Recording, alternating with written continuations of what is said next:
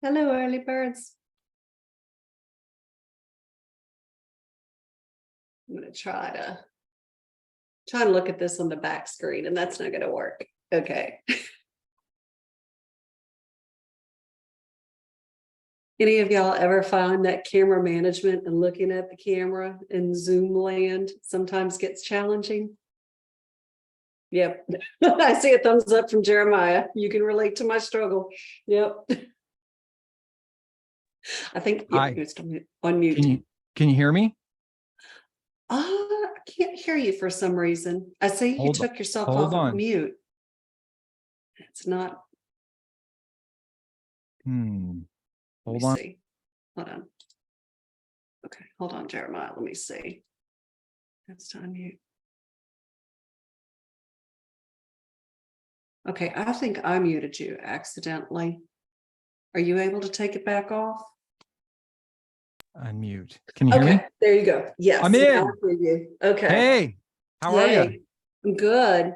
I bounce, at work, we always use Microsoft Teams. And then for the chapter, we wind up using Zoom.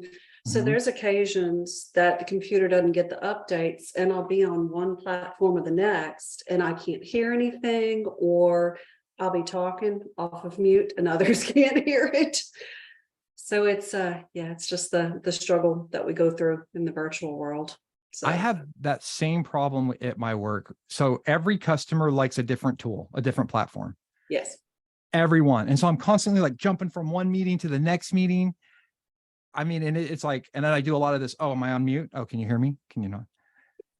I had a mini panic attack last year. I remember it. I was on the phone with one of the clients, but like in a few hours after that, I had to jump online and moderate, the PMI, and like the camera would not come on, wouldn't work for a couple of hours.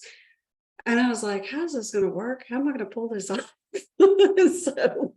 But it did. It actually, technology caught up with itself and it worked itself out. So that was a very good thing. So well, we've got several people joining us here early. So hey, Sabrina, Texas, and hey, Gary. Hey, Keisha. Thank you for joining us. So for y'all that may not know, and I'm going to announce this as we go through too, Keisha is actually going to be one of our speakers that we wind up having at our in-person professional development day that's coming up on August 26th at the end of this month. So oh, cool. So yeah, going to be talking a lot more about that. A lot of planning, a lot of things going into that lately. So yeah. Hello, everyone. This is Keisha. Hey, Keisha. Good to see you, Tanya. It's good to see you on here too. I see a lot of people on the registration, but like I was explaining to Jeremiah, I can track how many sign up, and usually the day of we get about 60%. So we had 136 participants or signups for this, and as we go through, it'll probably wind up being about 60 or so. That is awesome. But yeah.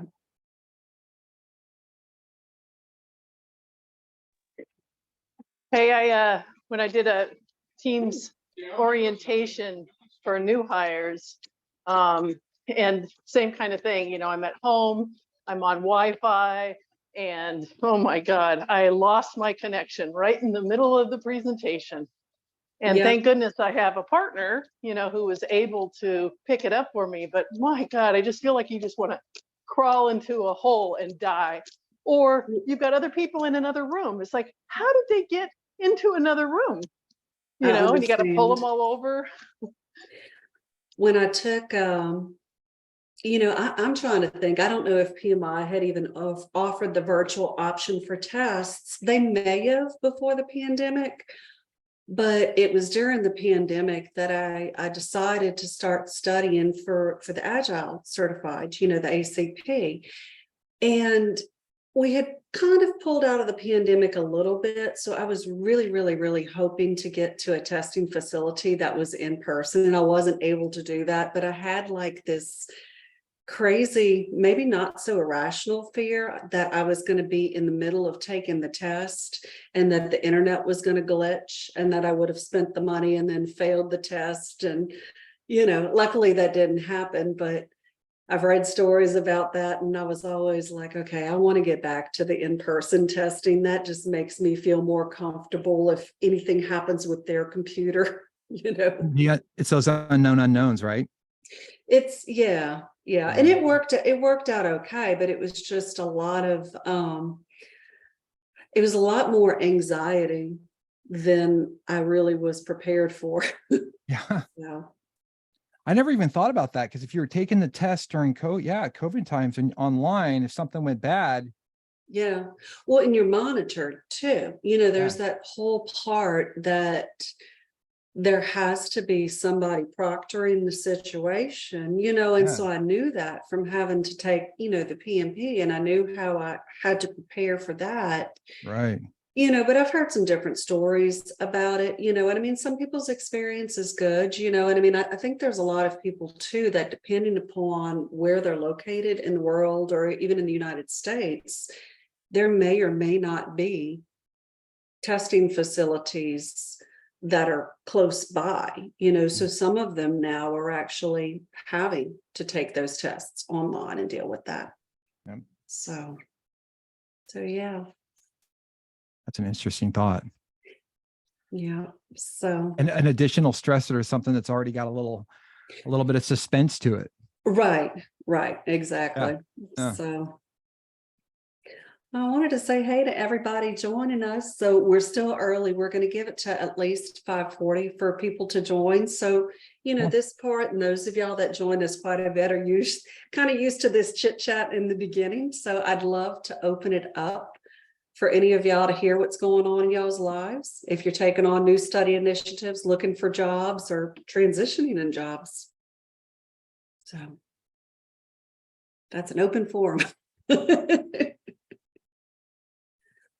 Hi, Kim. Thank you for being on camera too. I always love seeing my people on camera. So hint, hint. Hint, hint. Hint, hint. I do that occasionally because it's, I know we've all gotten used to being off camera, especially it's almost like after we're done with work, and then I know a lot of people actually join us by phone too. So they're traveling in and then just listening as well. Hey, Ravi. So, how are you today? I'm good. How are you doing? Doing good. So, and Gary Merrifield, I see you on here. I brought up your name at Sequel Saturday a few weeks ago. They have somebody in the chapter that we were talking about outside goals outside of PMI, and he brought up writing a book. And I remembered that you had written a couple of books. So it was just kind of like, okay, I told Arun, when you get ready, I was like, we actually have people in our chapter that we know that have done this, and that's actually how I know Jeremiah. Just beyond LinkedIn universe, Jeremiah had written the project Pathway to Success. And I see a lot of that energy from LinkedIn, and I'll just pick it up and read it. And that's a great book, both for people that are starting their journey in project management, but he does a really great job of incorporating like kind of retrospectives on soft skills or power skills, empathy, even using, the SWOT analysis on yourself to identify your gaps. So I found it a very interesting perspective that was taken, because I think a lot of us think about project management in theory, but then the actual application of it is much different when we get in the real world. It's just so. That is very true. Let me see. So up to 42. Hi, Deviani. So, and I'd like to encourage people, if y'all are joining us for the first time or just joining us, again, put in where you're from, because the cool thing that's been happening since we went virtual was we've been getting a lot of people that are outside of our local area, which is really, really cool. And because of virtual, we've actually gained chapter members that are even outside of the US, so that's been kind of neat. And it's something that once you belong to PMI National, you can join other chapters as well. I mean, our annual fee is $30. So it's not cost prohibitive, and just depending upon the chapter that meets your needs. If you're a member, you get the PDUs dispersed on your behalf. And if you're a guest in these meetings, we set up the claim codes in advance, so we do supply those at the end so that people that aren't members of the chapter, you still have that code to report on the PMI side to make things a little bit easier. Tanya, I'm glad you said that to remind me. I'm up in Northern California this week, and I didn't think about it. I may see if Sacramento has a meeting that I can join sometime next week before I head back. I'll actually be heading back to Louisiana probably sometime in September, maybe September, October. How long have you been gone for now? I've been back and forth for about the last year and a half. Okay, I didn't even realize it was that long. Yeah, I was thinking about it the other day. Actually, it's been about 1 year and 8 months. So Well, that was before the acquisition took oh place. yes. Okay. Yeah, the acquisition Okay. just happened in May officially. Okay. But yeah, so I'm spending a lot of time in Southern California, but I'm up actually house and dog sitting for some friends in beautiful Rockland. I love Northern Nice. California. It's absolutely beautiful. But anyway, I'm looking forward to going home. So someone said to me the other day, why would you want to come back to Louisiana right now? It's 120. And I'm like, good point. I think I'll wait a few weeks. We've got 3 or 4 more days that it's going to be over 100 degrees, and then it drops down to a blissful 99. So yeah, That's what I'm hearing. Well, it's 108, 106 this week here for a few days, but the nights are still 60s, and when it gets this hot, it doesn't stay. It's only for a few days, and you can still sleep with the windows open. Humidity like Louisiana, huh? No, 25% humidity. I'll take it every day. That's a totally different. Yeah, Absolutely, absolutely. Now, I still believe that was it John Courier, the one that he invented the modern air conditioning. I still believe he should be up for sainthood. Because I don't think I could live down here in Louisiana without air conditioning. So No, I just saw in the chat too, Kim, that Colleen Ehlers she's from the Sacramento Roseville, adjacent to Rockland. Oh, So, great. Actually, I'll be going to our Iser Amper Roseville / Sacramento office next week. So I'll have to look up in the chat where she's from and see what they have going on there. that's been another cool thing this year too, is just learning from the chat. So we do wind up recording these and we post them on our website, and we've got a YouTube. The most recent one goes on the website. Then we do have the YouTube channel, but I've had to even go back and look over the chat, and it helps me with idea generation and to remember people and where they're from too. So it's been really cool to see that. And I saw Bob Brothers, you said you're from Canyon Lake. That's one of my favorite spots on the way to San Antonio. I'll actually be taking a little mini vacation after our professional development day and going out there those few days for Labor Day. So beautiful, beautiful area out there. And so, hey, Allie. Hey, Melissa. Melissa, nice to see you in person. So y'all, I know most of us that are on here are probably on LinkedIn, but I tell y'all what, just getting on there and kind of seeing what other people are doing, like Melissa is friends with Jeremiah too, it really, really opens up the world to a lot of the different connections, and you can learn so much from other people. That's what's been really cool to me about the virtuals, is just sometimes having that opportunity outside of just the local chapter to kind of sample and bring good energy to this chapter as well. So, okay. Well, Jeremiah, we got a few minutes before we get you started, so I'm gonna make a couple of Awesome. chapter announcements. So big things coming up. We've got our professional development day. That is going to be an in-person event that's going to take place on August 26th, which is a Saturday. Registration is still open for that. We had set the closing date for August 18th. We're probably going to extend that slightly kind of into that next week. Some of the reasons of closing it early is just coordination on our end, getting the food, having the final counts, and just being able to secure those things because it is going to be a larger event for us. So we'll be sending more communications on that soon. The early bird rate has ended at this point. So the pricing for that for members is $125. For guests, it's $150. It's from 10 o'clock till 4 o'clock. We have food. We'll have 4 professional keynote speakers, and you'll be eligible for 5 PDUs for the event. For chapter members, we will be reporting those on your behalf. And then same thing for guests of the chapter that have got their PMP, we will give you that claim code so you can claim that. So we really hope to see more of you there, hope to have as many faces as possible. And I think it's going to be a phenomenal event. So any questions that y'all have with it, just reach out to myself or Emily Ward, who is our VP of membership. We've both been coordinating things pretty heavily with that. So. And raise your hand on here if you're going. I know the names of who's registered, but I know Allie. So. And Robbie, yep. And then Keisha, I know you'll be there as well. So. All right.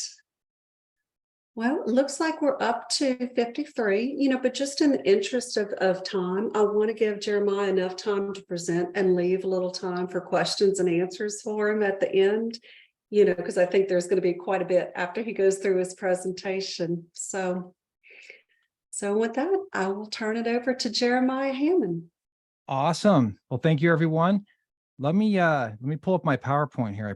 I put together a PowerPoint for everyone to keep me out focused because I got a lot of that PM knowledge, and I want to make sure I hit this really succinct for everybody. So how's everyone doing today? Doing pretty good? Hold on here. I got to figure out how to get all these cool tools to work. 1 second. Sharing is caring. Shared it. Now we hit present. Present full screen, presenting again. All right, everyone.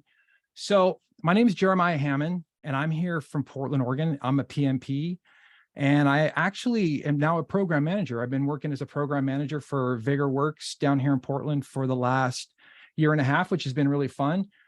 We work in nuclear, aerospace. So I manage projects within nuclear, aerospace, and commercial. And so these are pretty big programs, any of them ranging from 50 million to 266 million.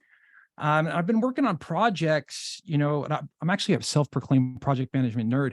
I've been working on projects for last 15 years, been a PMP since 2016, and I love it. And so what I'm going to do today is I'm going to talk to you about, and Tanya, thank you very much, by the way. Let's give Tanya a big round of applause for putting this on. It's incredible. Thank you. You put a lot of hard work into your community, and I see that all the time. And I just want to honor you for that because it's been incredible watching you, and I'm honored to be here. So thank you. And thank you to everybody showing up. And so Tanya, she mentioned this just a few seconds ago that, I wrote this book called The Project Management Pathway. And this book is essentially what I've learned over my career was that, although, the standards and the methodologies are really important, there's other areas that we need to really focus on to get there. And so what I've done is I've created a holistic system around what that is based on my experience and just interviewing people and, working in all these different industries. And that's what I'm going to share with you today. Does that sound good? Sound good? Great. So I basically got about 45 minutes that, I want to resonate with everybody. And I really want to elevate your mind. And then hopefully we can elevate your way of looking at project management in your careers. So with that being said, hopefully we don't start having a dance party. I'm going to watch out. I'm going to go through, stakeholder synergy. I'm going to talk a little bit about the CEO mindset. I want to reframe the way we look at mindsets. And, we have growth mindset. I'll go through this a little bit more in depth, but you have fixed and growth mindset, but there's really, your mindset is anything you want it to be in the moment. So I'm going to talk specifically about a CEO mindset and how this thought and reading these articles really got me to the 5 pillars of strategic business intelligence, which I've listed here, which is, emotional intelligence, social intelligence, productivity intelligence, organizational intelligence, and then project management intelligence. And then obviously with the, where where we're going with artificial intelligence, somebody creating, a system about intelligence, it would be like, we got to have artificial intelligence. So as I'm working through that and we're learning so much more about it, it will definitely be a pillar. But to me, that falls under organizational intelligence and tools and processes, which we'll go over as we go through the slide. All right. So a couple things that I wanted to ask you. So what do you think the key driver of success is in an organization? Is it project management tools? Is it cash flow? Do you believe that maybe the customers? What is success? What are the key drivers of success within our organization? Your people. Kim, was that Kim? Yes, Hi, sir. Kim.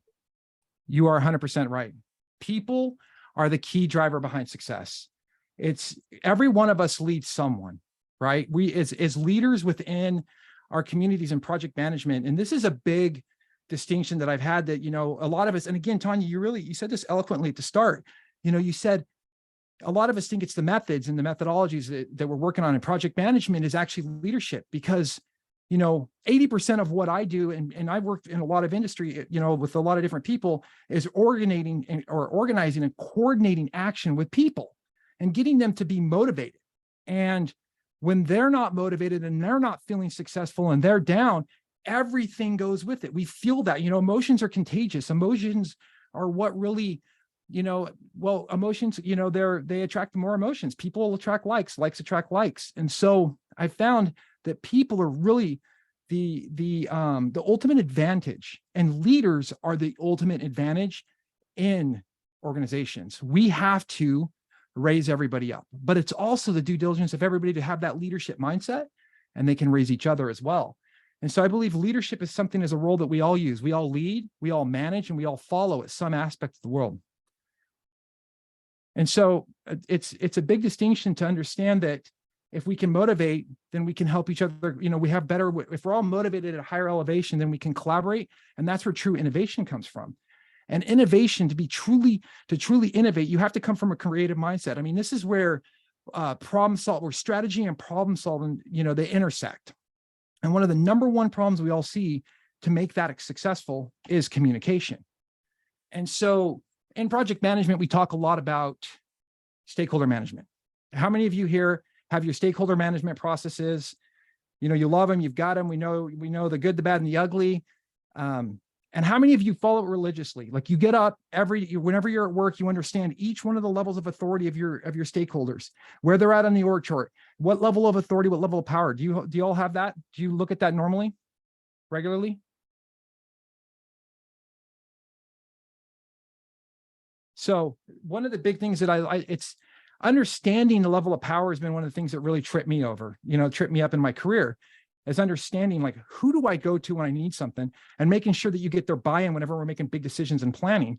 But at the end of the day, that's fine. Once you understand that, that's pretty easy to manage. We have our RACI charts, right? We understand our responsibilities. We have our RAMs, but can we actually motivate them? Do we actually have that synergy with us, right? Working together, like in concert and song. And I'm a musician. So I play a lot of music. And when I think of project management and I'm leading teams and we're working together, I think of us all like a band. And even though our instruments are not, our instruments aren't like literally instruments, we're communicating in words, we're communicating in feelings, we're communicating in our body language. And so in order for us to really be communicating on all those levels, we have to understand and appreciate each other. And that's where true synergy is. And that comes from motivating each other. And so I found that thinking of stakeholder synergy helps me better than just stakeholder management, because I do have to manage people and I have to manage expectations, but I have to connect and truly motivate people.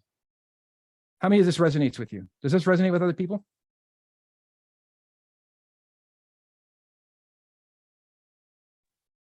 So in order for us to do that, it comes down to, and I know that this is, a lot of this stuff's kind of on a pretty high level here, is it comes back to, your vision, your mission, and your values, strategy, tactical, emotional intelligence, social intelligence, right? This is the motivation. If we can align all of these things within our core group, within our team, we can then create like this motivation cocktail, this incredible feeling that we're all trying to do something for the greater of good. And that right there is something that we have to do as project managers, right? As leaders. And in my industry, I get nothing done. And talking with other people, if I can't motivate and coordinate action with others, and all of it goes back to making sure they're aligned with the core vision of the company, the core values. What is our mission? Do we love it? When I was working in GMD, and this is government missile defense, the thing that we went through a pressure cooker of a project. And the thing that got us together was that it was 300 to save 300 million. How powerful is that? 300 to save 300 million. We'd walk in there and we were getting drugged through the cheese grater. And every one of us knew at the end of the day, we'd high five and we walked out of there with that sense of certainty that we were doing something for the greater good of our nation, right? That was a big deal for us. Other projects where people are like, I've heard them say it, oh, this is a standard this, and you have to find that value in there. You have to then be able to, as a leader, we have to be able to cast that broader, that bigger picture to them to keep them motivated of who they're going to be. And so as I started really working on this with major teams, major projects, I realized that it was that you can't always, the CEOs in the executive level leadership, sometimes they're too high up. And yes, they're not great at communicating, right? Have everybody seen that? Some CEOs and vice presidents, the communication is not there. And you have to, as a mid-level leader and a project manager, or even a project coordinator, like I said, everybody leads somebody, you have to cast that vision. You have to motivate your team. You have to create that transformation of who somebody's going to become in the moment. And that's up to us to keep them motivated, as well as we have to get a job done. We have to manage the project, right? We have to manage. And so I've always thought about this, and I was like, what's a CEO? A CEO is somebody who casts a bigger vision. They're, coordinating the action with the vice presidents to create a better thing for not only the customer, to keep them competitive. They have to be competitive as a team, but they're selling their team. They're selling the product. They're then going down and selling themselves and the vision to the team and the leadership. And they're working on all different things. Specifically, I've thought about this quite a bit, but they're really working on the future of the business, ensuring the employees are happy. This is what the CEO should be doing here, ensuring that employees are happy in our culture. And this is so important, right? Our culture is healthy, right? Creating and establishing norms, something that we can get behind. And they're also maintaining all of those industry level relationships. These are what CEOs do. Now, does any of that sound like a project manager to you? Right? It does. It's project managers are casting the vision. They're working with the customers. They're creating the team on a specific skill set to do a specific thing, right? To make sure that we all have the right competencies, the right seats on the bus. We're fixing the processes. We're doing, project-specific procedures and processes to help develop the team. One of the biggest things, I'll talk about this in social intelligence, is that we as project managers, to really effectively, if we don't have team members and we're doing it ourselves, and a lot of us have done that, I know I have, you have to then lead yourself. You have to set up your own goals. You have to do all of these things to keep you motivated. You got to hunt for what is good in every day. If you have direct reports or you're working with a team of people, you need to elevate them, right? And you need to have you need to be able to find out what goals they want to do outside of the project. And that's why social intelligence is important, is so important. And I'll go into that more. But this is the power of why I believe that we should have a CEO mindset. And, we talk about growth mindset and fixed mindset, but at the end of the day, it's really the mindset is whatever it needs to be in the moment. We have to set our intentions when we step into a room, and we need to execute. Like, we have to go in and we have to be this person. And when we walk in there, it's going to be, we're unstoppable. I'm going to be a leader. I'm going to be a follower. I'm going to be a manager today, whatever it may be, we have to be it. And if we can have that CEO mindset of how we grow the team, it becomes powerful. And then the cool thing is down the road in our careers, if we choose to, we can actually rise up to being CEOs, vice presidents, and then we create that culture our team needs, which is a big distinction for me. Hold on here. Button works. So any questions right now? Let's take a second here, get some questions. Anybody have a few questions or comments they want to add to this?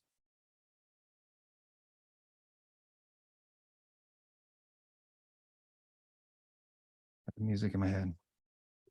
And if there's anybody that has questions, you can either drop them in the chat or come off of mute and ask.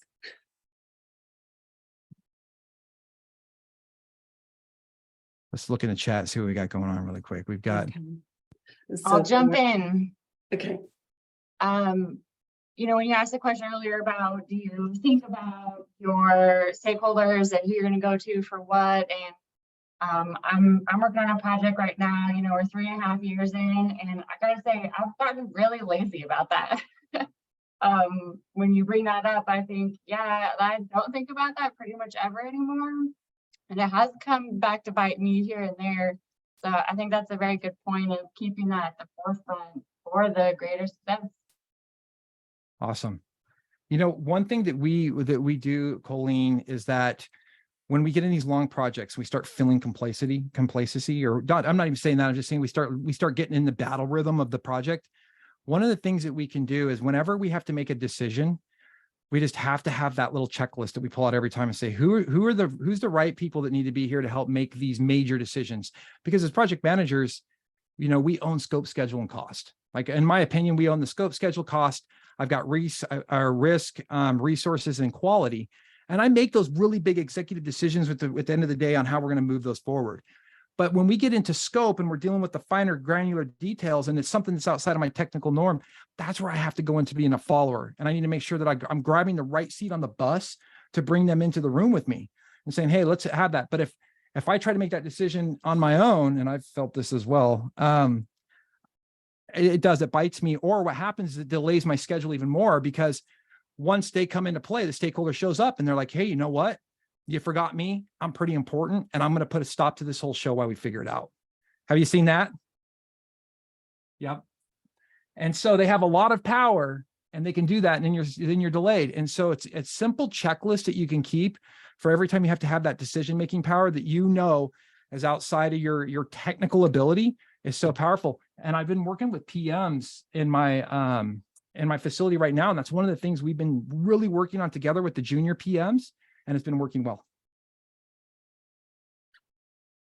It looks like we've got just a couple of more we got one observation. Derek said, I understand that mindset. I tell my 15-year-old to stop thinking like a worker and start thinking like an owner.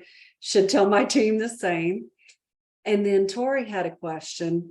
She said she's currently managing 150 projects with different teams. How do you motivate such a large group in various regions that are working on different programs? Well, that's a huge question.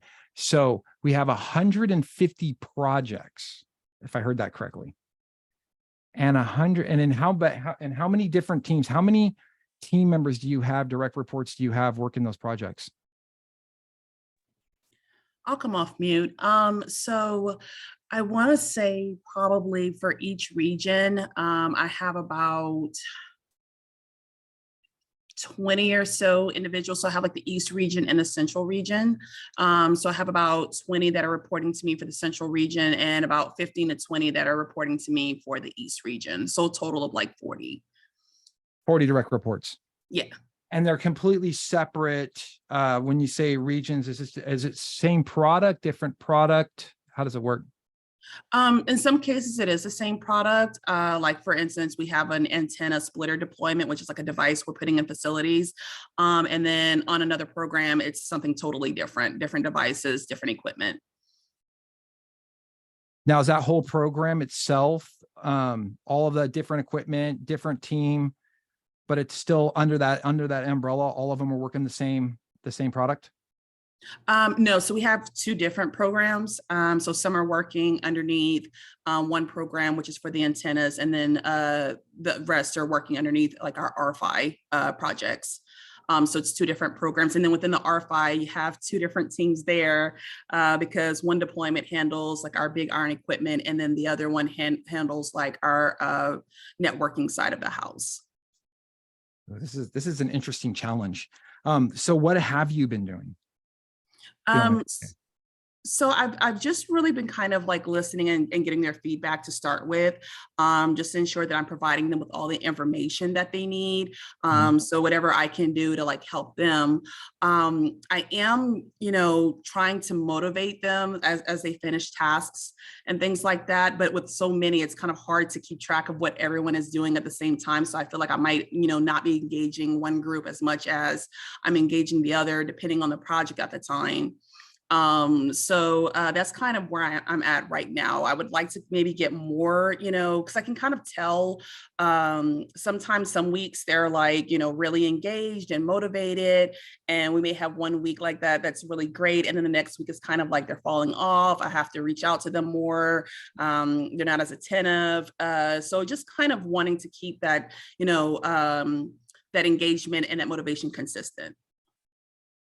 Wow, this is an interesting. So how many hours a day do you work? I typically work 8 to 10. It varies, but yeah, I do. Everyone pretty much shuts down after the 5 o'clock mark. So that's pretty much it. No, so somebody just wrote a really good comment in here. Would it be good to delegate to a few team members and grow some potential leaders within these teams? Exactly. So one of the things is you would have to find who are your aces, your core team members. And you'd want to be able to delegate, a little bit more of team bonding, like I brought in a PM recently as a PM2, and part of the responsibilities with the PM2 is to be mentoring and coaching junior PMs, right? And so one of those, this is such a great comment, by the way. And so one of the things that we've done is in my nuclear, because I'm working nuclear, I have nuclear commercial, I'm working on aerospace. One of the things I have to do is I've dedicated this PM to monitoring and working with those team members to help them stay motivated in the day-to-day, the week-to-week, and creating that vision. Like we've talked about with them, I've worked out with them, like what is the vision and the mission and how can we make sure that they transform at the end of the day? And this is a big thing, Tori, that I found really successful. And it's gonna be harder for you because you got 40 direct reports or more. That's a lot of people getting to know people quickly. But if you can find a couple core team members, one of the things that we do is we try to figure out what about them, even if you did a survey, what's a commonality. That might even be a good thing too, Tori, is like a survey of each group. And what's a commonality between the group of something that you can leverage, that you can use to empower them, you can use to motivate them. That's going to be, this is great. So that's something you could do is you could just leverage your other team members to help grow them. And then you work with them specifically and periodically dip down and talk to certain core team members. If you're feeling that they're, not having a good week or something, you could go step in. Anybody else have any other suggestions? I think that's powerful.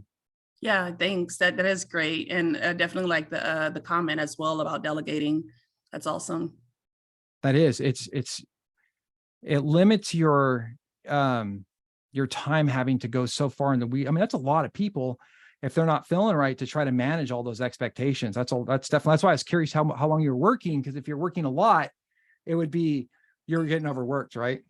You need you would definitely need assistance, but still, 10 hours a day, and yeah, you got to keep people juiced. That's why it's important about the transformation. If we can figure out what people are going to become at the end, because we've all done the thing where we run down the project and then it goes away and we ship it or whatever happens and it's out in the world doing its thing. And it's like, you have to do the retro. Who did I become? Who did our team become? And everything that happens at the end of the day, even I'm talking with some of my team members and we're always it's like, that was the greatest project ever. At the end of the day, we all had to go through the trenches and do X, Y, and Z. And we're all talking about all of these things of these real results of who we became as person. Oh, I grew my leadership. I was able to learn how to communicate X, Y, and Z with these people, or I learned more technical stuff over here in engineering, things like that we really got to, expand who we are. And that's really huge. If you can figure that out per group, some common goals that people can lynch to and then help them drive towards that, they're going to come in motivated all the time. And Jeremiah, Kim, if I might add, I know we've found out too is, of course, there are people who are certified project managers and have a lot of experience, but something that I've learned over the years not to discount, particularly working with a lot of interns that may be juniors or seniors in college, and approach them to be floor leads on some of these larger projects. And at first they're like, oh no, Ms. Kim, I don't want to do that. So, I'll tell them, take a little breath, let's talk about this. And we had some really great success stories, people who were like, oh, no.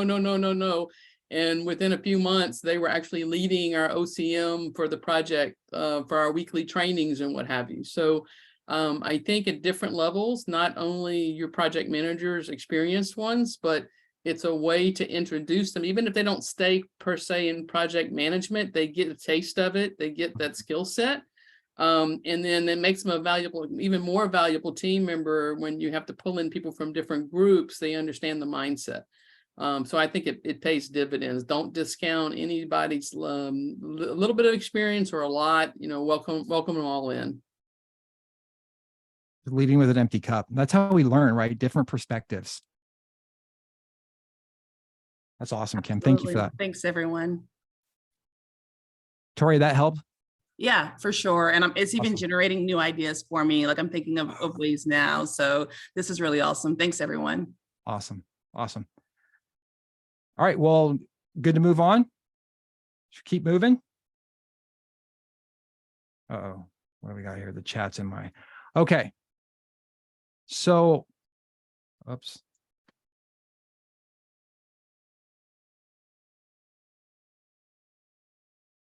There it is. All right. Learning how to use all the fun stuff here. Okay. So the pillars of strategic business intelligence. This is something that I've been working on. Now in the book, I wrote a book called The Project Management Pathway, PMP, right? Kind of fun. And in this book, one of the things I really wanted to get across to everybody was that there are these pillars of everything. It goes back to we're in the business. Now, the cool thing about the book is funny, is it's really about project management in your life. It's actually teaching you how to really create a cadence and a rhythm of a project manager, what project managers need to go through in the day-to-day rhythm. And that's why like the initiating process in the book, which is kind of fun. The initiating process is like, it's really about understanding who you are at the deepest level, so you can then lead other people at the deepest level. Uh-oh, there it is. And so it's really the core base behind it. And what it is these 5 pillars, and you have emotional intelligence, social intelligence, productivity intelligence, organizational intelligence, and then the project management intelligence. And it's really that, I found that you needed, in order to have, to really have a strong organization, and this goes back to like setting up earned value. When I was setting up GMD, I went through, and one of our deliverables was creating this compliance system for earned value management. And I took that initiative on with them. So I stood up their quality teams. I really learned the power of quality. And then I stood up their earned value management system. Well, actually in between that, we stood up the manufacturing. Like I stood up the manufacturing line as the lead. And then I went over and stood up the earned value, because we realized that was a deliverable. And so we had to have all 3, right? You got to have the product, you got to have the quality, and you got to have the documentation and the dollars.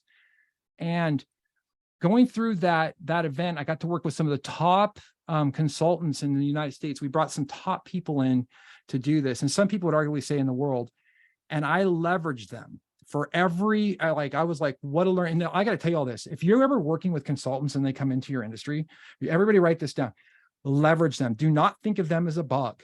Think of them as, a lot of people did. It was like people were ignoring these people, and they have so much knowledge, and we are knowledge hungry. Like I'm to gobble it up. And I was working with them. And so just make sure you leverage your SMEs, and you leverage these contractors to get the information from them, because they will give you an education right there, and your company's paying for it. So talking with them, and we started learning about, business operations 101, really getting nitty gritty. We're talking lean manufacturing, agile, all these things are incorporated into it, right? So how to have a hybrid environment, which we'll go into in project management in the PMI portion of this. So it's really like all of that is included in an operations and organizational, and how do you lead teams? How do you delegate work? All of that is really inclusive into this. And so having the PMI training and all the project management training, all the experience in working with the SMEs, I came up with this idea, and it was like, and it's not like revolutionary. I'm not trying to reinvent the wheel. I'm trying to put something into a tight, compact package for project managers, so that we can be excellent, and we can really lead the future, because we all know project management, it's the future, right? Everything is becoming a project. If you look at the charts right now of like, I think the charts of all the people getting the PMP and where we're headed by 2030, it's like there's like 88 million team members are going to be needed to support 22 million project managers. That's huge, right? That's a big deal. So in order for us to be effective, we all have to minimize chaos. We got to be able to figure out how to wrangle it. We got to own it. We got to love it. And so this right here really helps with that. And basically what I've come up with is the quality of our environment, is the quality of your people equals the quality of your bottom line, because everybody knows in an organization, now this also goes into your life too. In the organization, they have to make money. To support us, people have to make money. We lose money if the 22% of profit, you can be 22% more profitable if your team is engaged. Okay, 22% more profitable. 81% of people are disengaged. I want you all to think about that. That's a big deal. So any company that goes in and engages their people immediately will increase their bottom line by X amount. But think about what they're doing for the people, how they're growing. In order to do that, you have to grow the people. They get to become more, do more, see more, and learn more. It's a big deal. So as I go into this, it really boils down to, in the way that I line this out, is that you first have to work on yourself, right? The quality of who shows up is going to be the quality of your culture. And this is really important. The quality of the person is the quality of the product. It's the quality of decisions you make. And these are a big deal. And if the organization, if it goes the other direction, if the organization is not giving you the juice you need to figure out a way to leverage that. And that's where I've made a career out of doing this. I've worked for organizations where if I would have gotten down, I wouldn't have learned what I learned. I had to go in there and I had to create my own, who am I going to become? Because they weren't necessarily, they were a stepping stone for me to learn and gain and move forward in my career. So if any of you are out there right now are in the job you don't love, you don't feel like you have a great culture, it's our job to create that culture. It's our job, right? As leaders, we can create a microculture, which isn't sustainable in every product, but we can create that to help the people around us grow and become more. So when they go out into the world and we're growing, we become the ones who are up in the top tier down the road, and we're creating those cultures that our teams deserve and our teams need. This is important. And this all goes back to the quality of your mind, your body, your mind, and your emotional fuel. That's going to be the quality of your culture. And in turn, that's the quality of the development approaches and the way that we utilize our project management methodologies at our disposal. They have to be in balance. And so, boom, love this. I made this chart. I hope it's not like, hope everybody doesn't get dizzy. Just so y'all know, I'm colorblind. So just bear with me if the colors are a little woo. So when you get in here and we start talking about emotional, social intelligence, I put it in this fashion because it just boils down to, in order for us to lead, we have to first understand ourselves, right? We have to understand, in order for us to lead others, we have to first lead ourselves. If we want to be on fire, we have to first be on fire. Once you get all that down, you have to then go into social intelligence. This is learning. This is empathy. This is conflict resolution, mentoring, coaching. It's really getting in there, understanding how to appreciate and work with people as a team, and team building is really big. Once you can do those two things well and effectively, and that's why it's important to, even if you're in a culture where it's not the greatest culture for you, if you start hyper focusing, I talk about this a lot in my little book over here. If you can hyper focus on this, what happens is then your productivity does increase, and you know how to set those boundaries, and you know how to then attach things back to the organization that are good. You hunt for what is good, right? And you can set the boundaries, and then you have awareness of the organization. So how do I actually utilize this in my benefit to help me and my team so that we can progress forward? And then that also helps you so you can focus in on which development approaches you want to use. How do you integrate project management into the organization? Because a lot of the time, one company I worked for, they were doing predictive, like seriously waterfall. Like they're in there going time and material contracts, doing waterfall project management, but they're in an agile environment. I mean, is everybody, I'm sure this didn't blow anybody's mind, but the old dogs, new tricks, they're like, we just got to keep doing the thing. And I'm like, the thing's not working. And so we had to go in there and restructure the way they think about it. And that's a big uprooting, right? You have to uproot it, eliminate it, and start over. And so if everybody can understand themselves, understand how to influence, that even goes for management, you can be more productive. Then you can understand your organization and what it truly needs and how you can you can motivate everybody downstream. Then you can implement the right tools for the right tasks. And at any point in your journey, one of these things can move. You're down here on this line, you can be working on, you can feel really emotional intelligent. You can then be, I'm really good at team building. I need to really work on being more productive. And you can have productivity as your first pillar, the very first thing you're working. So everything switches based on the needs and your growth. Pretty cool, yeah? Pillars. All right. Does anybody have any questions on that?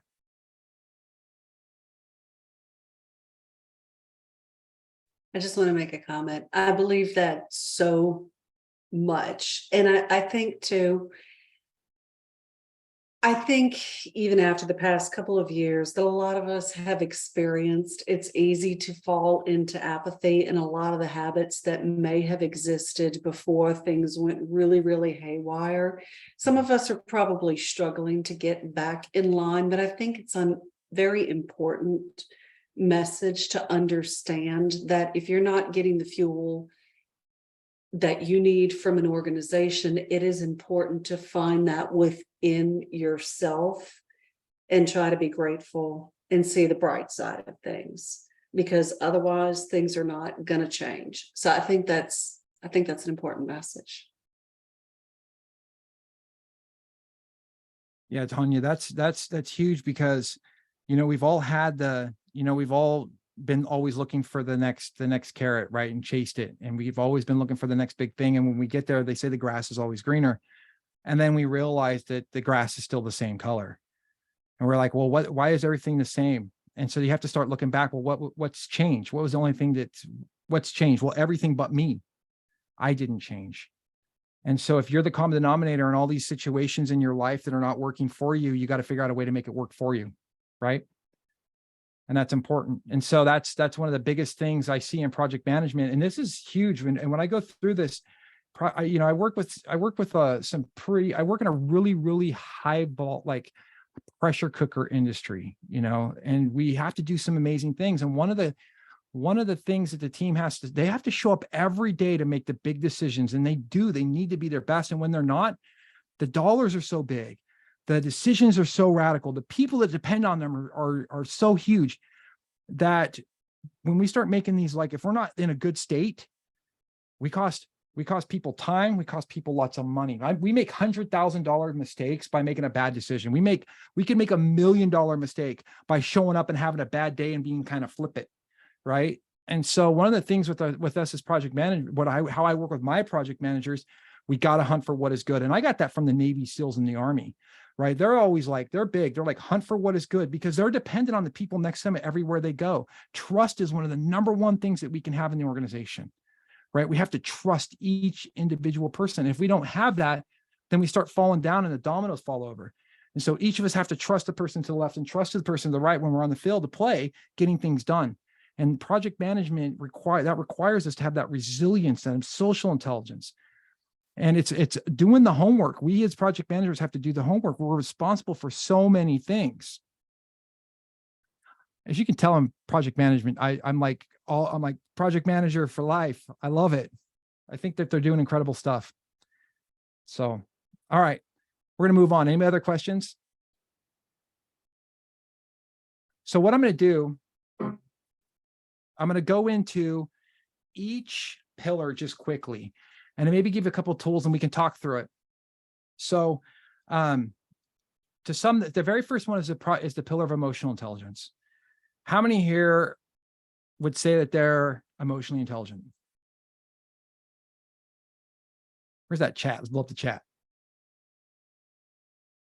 It's going to start having a dance party. I'm telling you, it's going to happen.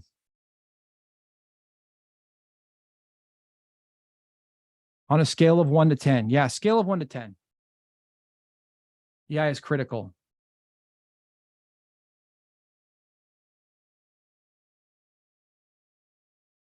The most emotionally intelligent person I know.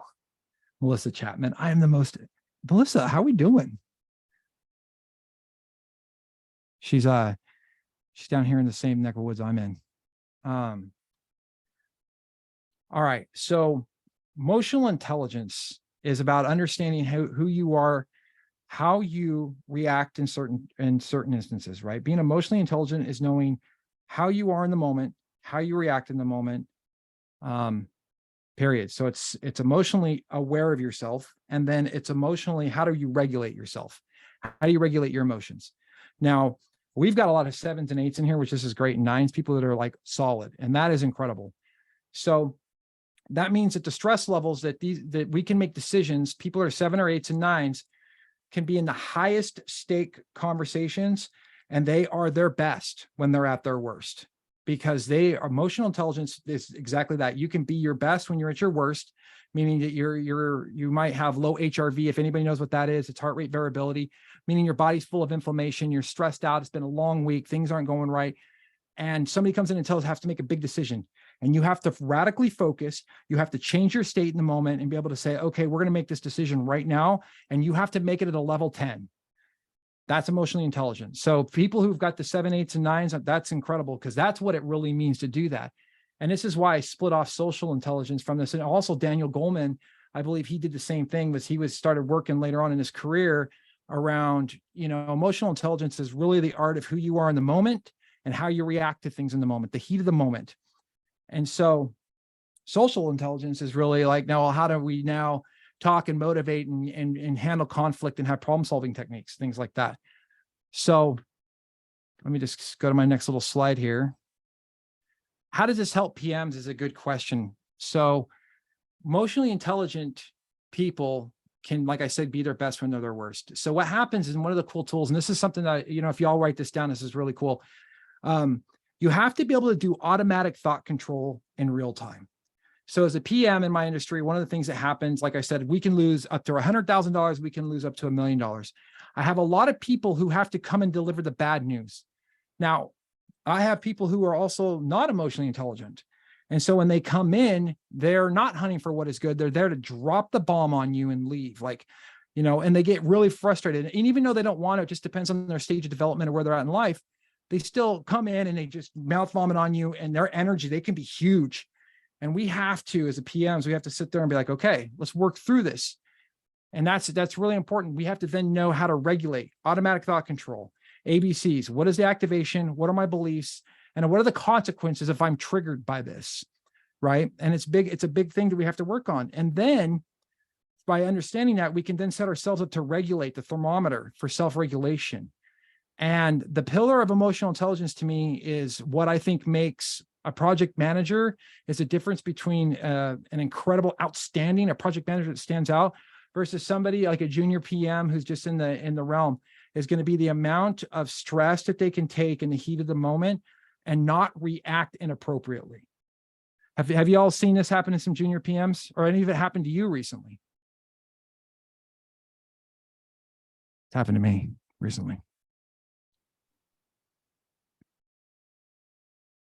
So that's the first pillar. And inside, there's a lot of tools. You go back and you start looking at people or start reading about it, and they'll teach you, self-awareness. Sit back and meditate. That's a big one. Steve, go ahead and breathe. We start working on our box breathing.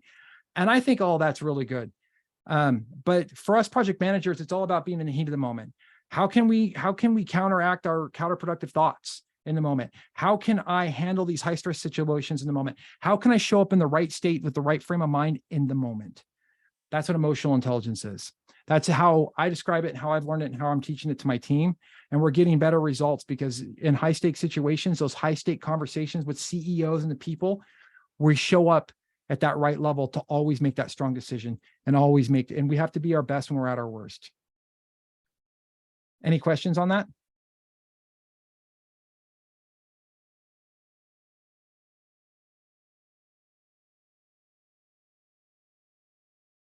Rock on, Tori. I'm glad. So the next pillar is social intelligence. Wait, Kim's got a attitude, stress regulation, empathy, know thyself. However, we are human.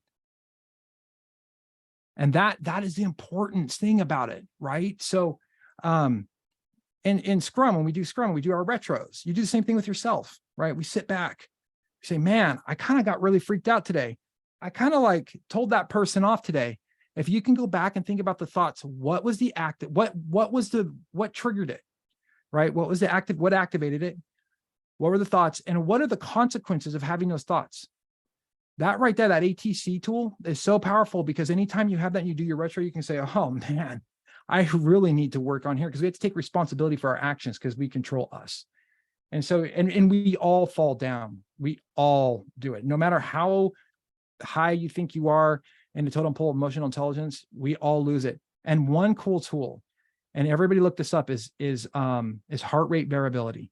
And they make all kinds of bands and things out there right now where we can get tested and we can have it in our watch and we can learn about the amount of inflammation. And what that tells you is that's like your bullcrap detector. How much bullcrap can I handle today?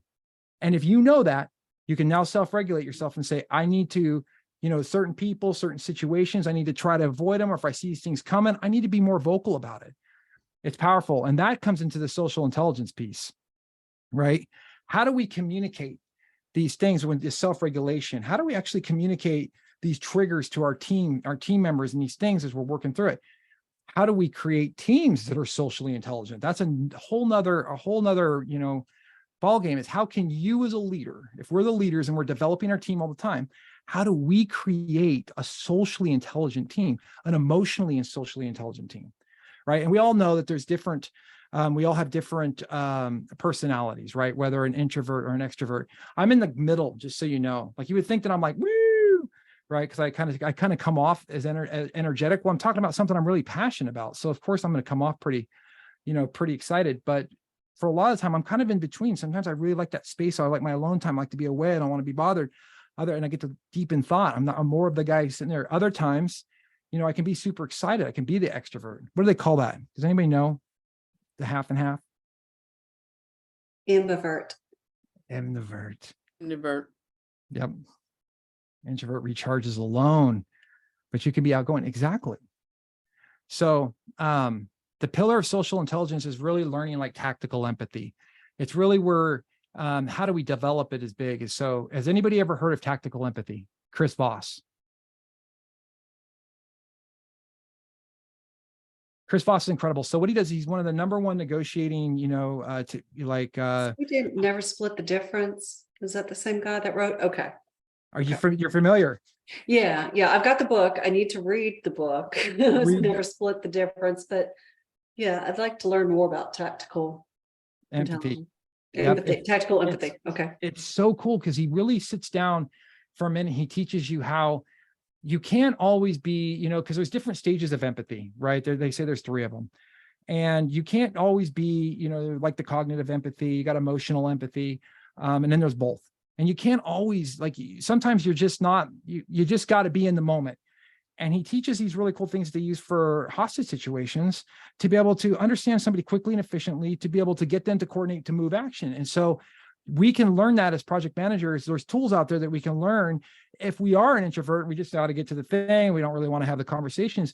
We can get in a room and be able to extract information, understand where people are really coming from in the moment and make them feel good. That's the key. We can make them feel good. And that's tactical empathy. And then you just have regular empathy, just good old, hey, I get on I kind of ride the waves of it. I can feel people. So you can be a little bit more of the emotional empathy, but you got cognitive empathy, which means I don't know what you felt, but I just know you're hurting right now. So I'm going to empathize with you, and I kind of can write a little bit of both, right? The strategic and the logic. So social intelligence, then you have your conflict resolution. You have to know how to, to actually, resolve people like conflict. And that's a big one. And there's tools out there, you focus, like, here's a big one. And I'm sure you've all heard this, but you want to focus on the problem, not on the person. And so the first thing that happens is somebody comes in, that guy, hey man, I made a big mistake. And we go, why? And then they get all mad and throw down their thing and they walk out. And if we would have asked, hey, well, let's look at this a different way. What caused us? And we use those what questions. We're now focusing on the problem and not the person. And we can get to a higher elevation. We can work harder with each other. So that's a really cool tactic for social intelligence. And another thing is we can leverage our coaching and our mentoring. And this is where we need to be able to, understand. So this is leading others, right? We have to be able to understand our team. In order to motivate them, we need to then coach them. In order to coach them, we have to understand what their model of the world is. What are their beliefs? And then how can we set goals that are not in line with just the project? I keep stressing that. That's inspirational leadership. So to me, social intelligence is this incredible piece that we need to learn in order to really coordinate action with others. And that's how it helps PMs right there. It helps PMs because we can sit around and we can understand and appreciate our team. We have to lead ourselves to then lead others. And then we can motivate them in ways by learning about them that other places won't. And we all get a better result. And at the end of the day, we all go home serving a bigger purpose, which is, it's big for a lot of people. I love doing like the SWOT assessment, and understanding people from that direction. It's not always just what motivates them and what drives them, but even their own self-assessment on what are my strengths, what are my weaknesses, and then trying to find ways to magnify what they're already good at, but then coach and mentor and help to guide them. If other team members have stronger skill sets, to kind of fill in for their weaknesses and help to guide them and lift them, just cross training together. I think those tools are very effective to know that. So cool. The SWOT assessment is so powerful, huh? Just It is. and I've you reading how many of you actually use a SWOT assessment here? Do we have a lot of people that have that SWOT constantly? Not constantly, but I've used it in different contexts. Yeah.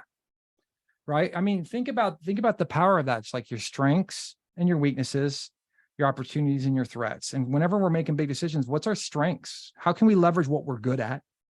What are the weaknesses? What if I'm going to step in and do this thing and I'm leveraging my weakness, is this going to be a value add to the team or non-value add to the team? Do I have too much weakness on the team that we need to uplift it? How can we leverage our strengths to overcome that? What are the opportunities to leverage our strengths, right? And then again, the threats, what are the external threats that could get in our way? It's such a powerful thing that we can use all the time. And when I first heard of that tool, and like you said, I put it in my book, wow, it was like, we should all be using this. Every organization uses it from a strategic standpoint at one point, but man, it's such a powerful tool for us PMs to leverage it whenever we need it. I've used it before. Tammy's used it. Natasha's used it, not constantly. Yeah, it's just one of the toolboxes, right? One of the methods we just got in our back pocket. Awesome. All right, we're going to keep moving. I don't want to run us out of time because I'm over here all super excited about it. Productivity intelligence. All right, this is it. So at the end of the day, how emotionally fit we are, how socially fit we are, is really going to help us with what our performance and our productivity is. And at the end of the day, a lot of us we have to be proactive in a reactive environment. And that's really powerful to understand. Project management, you're never going to plan at 100%. There's no home run plans unless you're on some, repeatable, business, been doing the same thing for 50 years. They've never changed their process. They know what to expect. And that's fine. They're still going to run into some problems, guarantee it. They're trying to squeeze a percentage out of their lean manufacturing process, guaranteed. But any of us who are out here who are in tech or time and material projects where we're trying to innovate and do create crazy things for the world, we have to learn how to be productive or proactive in a reactive environment. And so productivity intelligence is how you really set those expectations, right? So in order for you to be able to set expectations, for you to be able to accurately and I don't really believe in time management. I believe in task management. I manage moments of times with tasks. In order for me to effectively manage the tasks I have to do at the level of performance I need to do it at, I need to be able to tell people, what I'm doing, when I'm doing it, and why I'm doing it. And I need to also be able to assess at the level of, I need to be able to assess, how critical is somebody else's reactive problem. And we've all heard of the priority matrix, the Eisenhower matrix. If you haven't, Google it. It's really powerful if you learn how to use it. The Eisenhower matrix is super powerful. And it's like, you have to understand something that you can do now, because if not, it's the end of the world. Or how do you delegate it or delete it, or how you just schedule it. And that's really important. And you have to be able to do that in the moment. And so productivity intelligence allows you to do that, because you can gauge the level of effort. You can communicate effectively to your team, and you have a high level of emotional intelligence to know what you're great at, what you're good at, and what you can do more of. And so in order for you to get to this point where you're really being effective, those other two pillars have to, in my opinion, be really solid. And I've seen this time and time again where they had good emotional intelligence, but they couldn't be social. They have no way of really communicating. And then they needed to be productive, but they couldn't be productive because they couldn't set the right expectations and the right boundaries with people. And so they were constantly just running around doing things and not the things that mattered. And that's what productivity intelligence is. And then the project management pathway, that's really the basis of the whole book, is to get emotionally intelligent, socially intelligent, and how to really be the most productive. I took earned value and I figured out a way that you can leverage earned value using, different Scrum methodologies and even predictive. So a hybrid method to be able to understand the value that you're adding outside of your organization. And this is a big distinction as well. You have to add value, you add more value than just what your normal day-to-day job is. And we can measure that. And that's when you get really good at productivity and understanding your output, right? What your input and your output is. You can then measure what you're doing in addition to what you're supposed to. And that's how you measure it. So if you end up in the dreaded performance review, you can say, I've made this much more, I've increased the gross profit by this much. Here's how I've added value to the company in these ways. This is why I deserve that next raise or that next step in the next seat. And all of that can be measured using earned value, actually. It's pretty powerful. Any comments on productivity?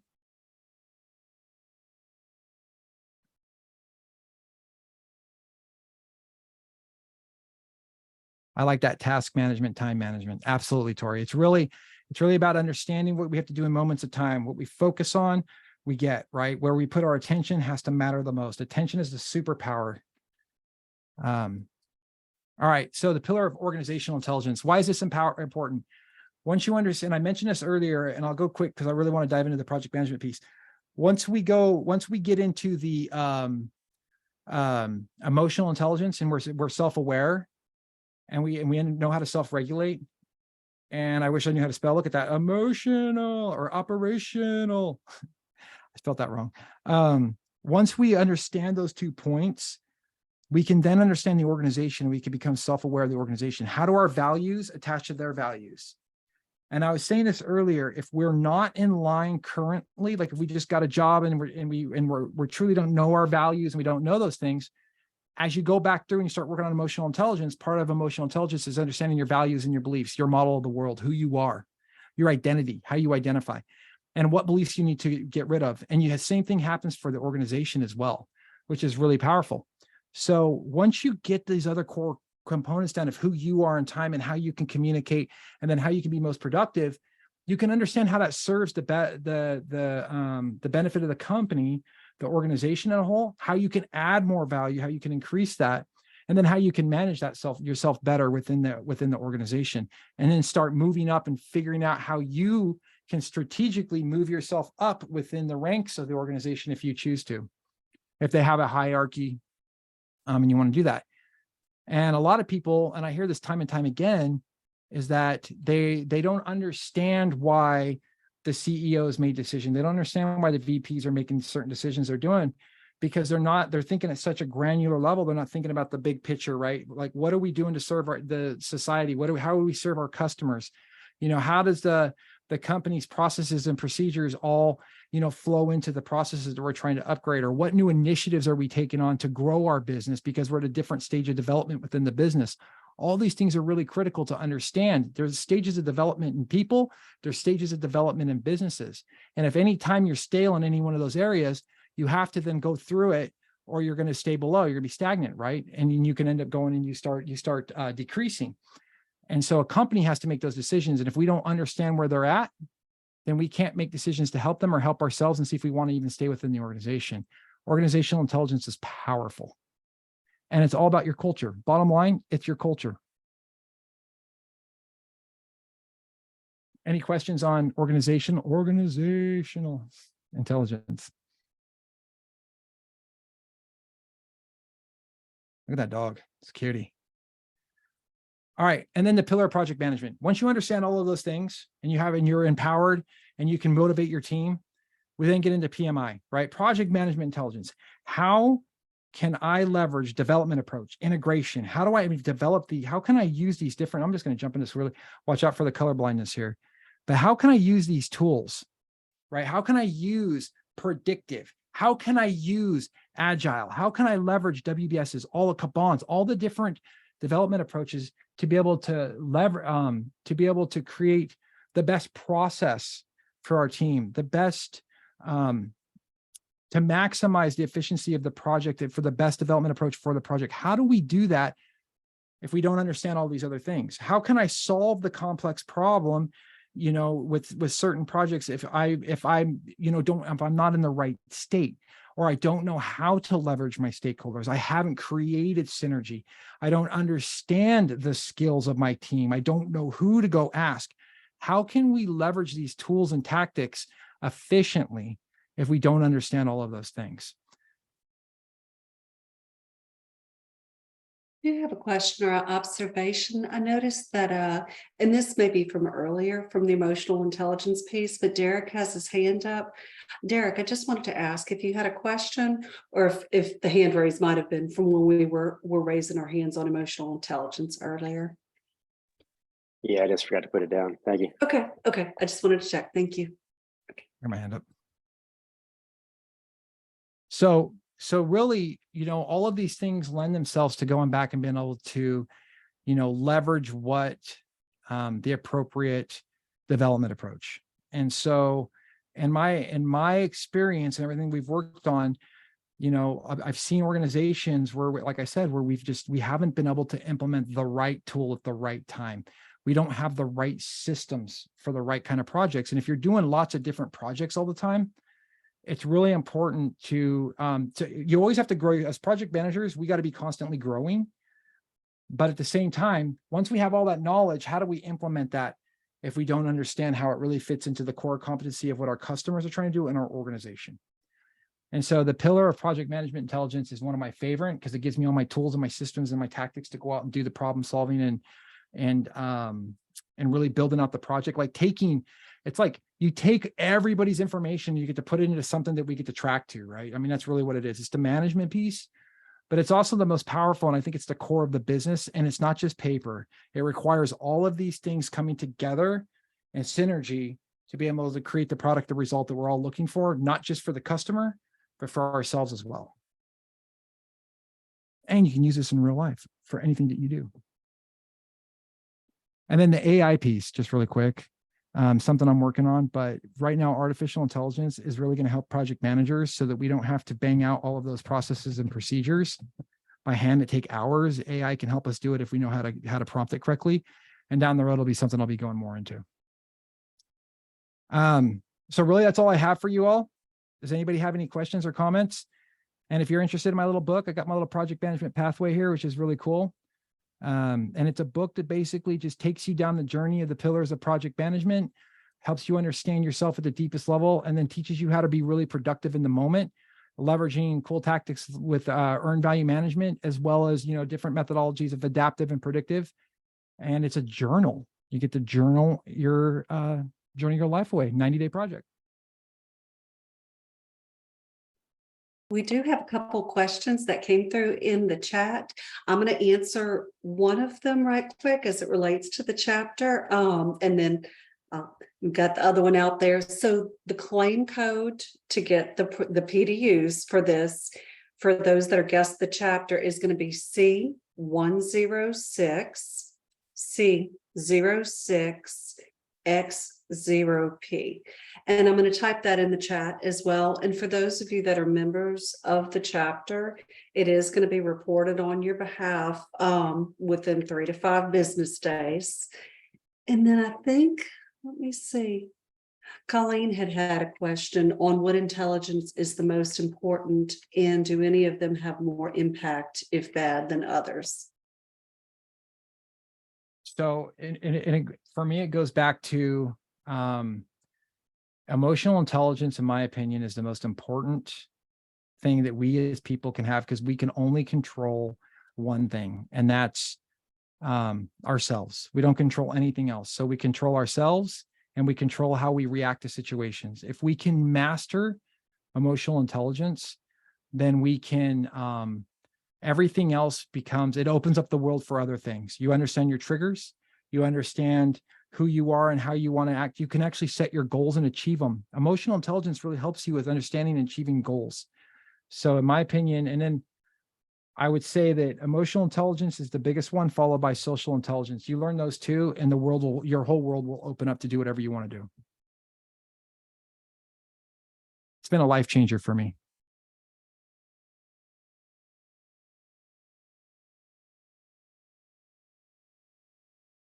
I'd love to ask you, since I've got a little bit of time too, what got you started on the journey How did you get into it? Did you know that it was your path? Were you an accidental project manager? How did that go? I was lucky enough I made a career change where I wanted to just do more. I was literally, I just wanted to impact the world better. And this is, it's a long story, a long history, but make it short. I wanted to do something different. And I made a transition leveraging some skills that I had from my past. And I went into operating equipment. And I got in there, and this one mentor really sat with me, and he taught me a lot about the art of productivity. Like, he was like all about productivity, working concrete, we're moving stuff around, and it was like day in and day out. And it really fit my energy. And I naturally had the strategic mindset. So if I go back and I look at my strengths, and you go back to like Clifton's strengths or VIA, values in action, it's leadership and strategy. So I'm a major strategy person. And it just clicked for me. And so I started going, well, okay, I kind of got this niche where I'm really good at understanding productivity and how to be, and strategizing to get a good result. And I was getting this result. I stepped into another business, and I took them and I started working with them. And it was like everything I seen just happened to just work. And I started understanding different processes and the gaps that those companies were having. And I was like, oh man, I know how to bridge the gap there to make this company better. And I started working with those team members to figure out how to, lean manufacturing. This is a manufacturing, so they're way in the game of leveraging all these tools. And so they started teaching me these processes, and I fell in love with it. And so as I was in there doing more manufacturing engineering and lean manufacturing, I started working up. Their project management team was just not getting it done. They were having a problem. And I have a big mouth. I was like, you know what? I know I can do that. I can do that. And I sold them on it. The reason why I could do it. And they put me in there in their project management team. And I had a lot to learn. It was this really incredible time. And I realized I loved the balance between productivity, leadership, technical and tactical, all of it. And so it drove me down the line of like, well, now I'm in here. And the number one thing for everybody to understand is like why we're here with PMI. A lot of it is we have to learn the language. Well, how do I speak like a project manager? How do I understand it? And I got into the PMP and I started researching it, and I fell in love with it. I'm literally like Rita's. I went through Rita's book, Andy Crow, all these different people. And I just started really loving it. And then I was lucky enough to step into different organizations where they actually really let us use all those methodologies. And then I was able to implement it in my life and in who I got to become as a leader. And it just keeps growing every day. Another question that I'd have, and hopefully this is for the benefit of some of the people on the phone, have you been in organizations that don't embrace it, that it's an uphill struggle to get them to understand the value? And in those specific instances, how have you mitigate that or overcome those objections? Yep. That is a good portion of my career. So one of the things I've had to do was you had to step outside the box. You had to ruffle a few feathers. You had to figure out how to have those hard conversations, and you have to do your homework and understand, how can I sell this process by getting to know the person? This goes back to social intelligence. You have to understand them and what their needs are. And it's a simple question. Well, what are you trying to get out of this? Why don't you like this? And then you counter those objections, and you have to figure out a way to bridge the gap by showing them how the tools actually increase, in a lot of instances, the bottom line or make something more efficient. And it requires you to do homework, but you have to understand what their needs are first, or you'll never get there to influence them. Okay. And it's hard, and it's a lot of work. It's a lot of work to do it. Understand. I'd definitely like to open it up for questions from the group. So we still actually technically have up to 14 minutes. If y'all got any questions or specific guidance that y'all like to ask. Yeah, Tanya, to piggyback kind of off of what you said. Currently, I'm in a position where it seems leaders want to standardize everything for all regions. And I've been trying to explain to them that not every region is the same. You're going to have diverse needs and diverse projects. So how do you champion, I guess, that innovation and, kind of get them away from like this standard one size fits all model for regions across the country?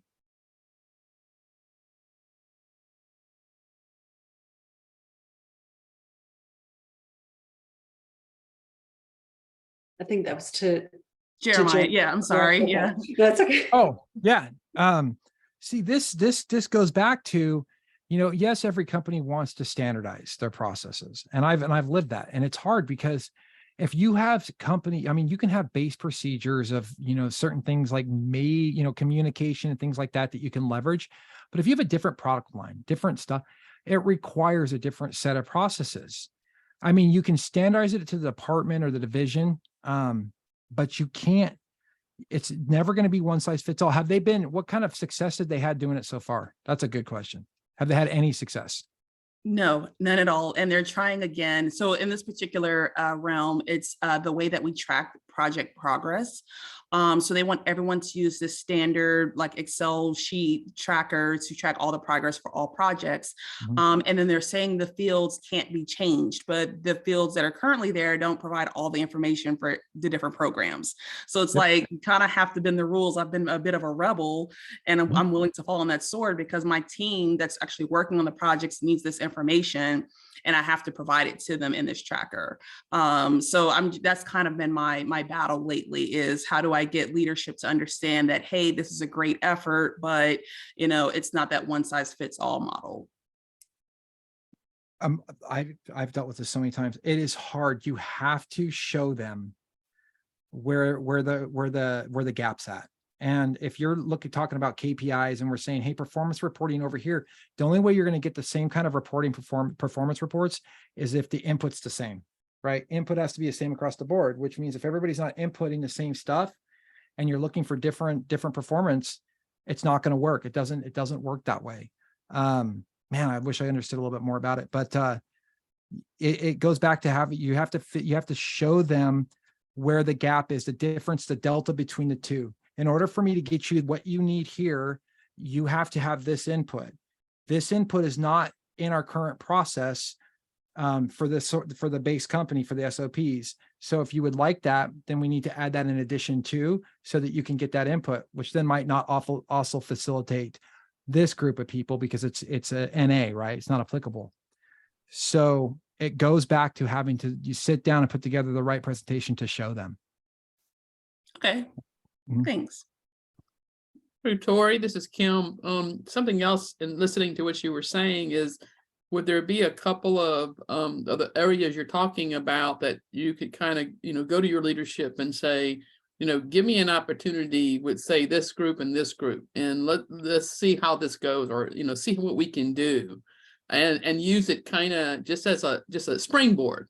And show them that different is not always bad. As a matter of fact, diversity is really the key and for so many things in our lives. So maybe that's something, how do you eat an elephant? One bite at a time, right? And you start a little small with a couple little small and show that, pick up that momentum, and maybe they'll open up the reins a little bit. No, absolutely. I like that idea, Kim, because I do get feedback from my team, and they're telling me that what I have, even though it's not the leadership would like, they like what I've been doing and it's working for them. So I think being able to kind of just get, like you said, a group together and kind of demo what I've been doing, that could be beneficial. Absolutely. Thank you for that.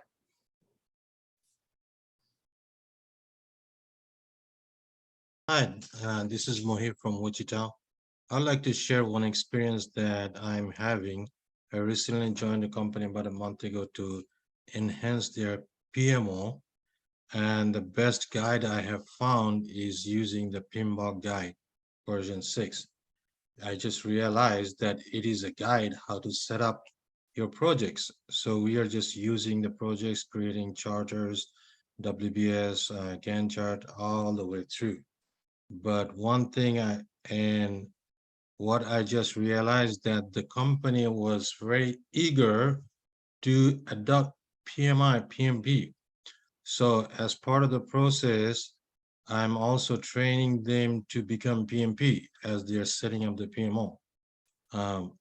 Another thing, very creative thing that I is the Kanban method from Scrum SCP. So we are just dumping one work from backlog to doing work in progress to doing verified done. So it's basically they're adapting it very much.